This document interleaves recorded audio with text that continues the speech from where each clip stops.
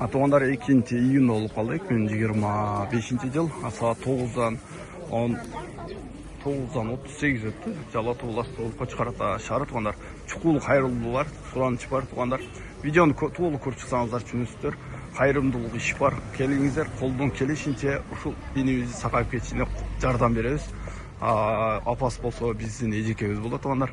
Акча жагынан жардам бере албагандар ушул видеого лайк басып, же болбосо группаларга таштап койсоңуздар, иншалла ал дагы бир сооп жардам болот.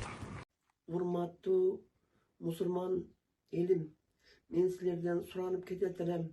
Менин уулум Шайырбек көп жылдардан бери бөлөк оору болуп, ушу менен алышып келет.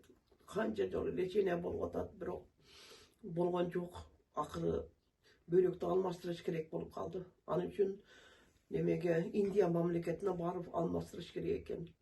Донорубуз азыр анык болгон жок. Бизге каражат жетпей атат. Ошон үчүн мен силерден суранып өтүнүп кетет элем. Ушу каражатка жардам берип койсоңуздар, көп түкүрсө көл болот дегендей, силерден суранамын. Ушу бизге каражат тараптан жардам берип койсоңуздар.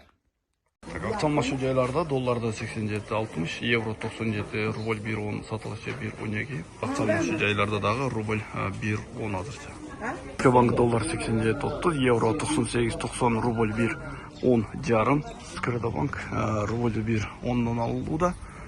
Көпчүлүк банкылар рубль азырча түшкө чейин негизи өзгөрүүлөр болбойт. Капитал банктагы рубль 1.10 калган. Эко Ислами банк, Бай Түшүн, Банк Компаньон банктардагы рубль азырча 1.10 болууда. Түштөн кийин видео кылайлы, комментарийге жазып, ой пикириңиздерди калтырып коюңуздар. Кызматты Элмурзакулов, Нукет Мас.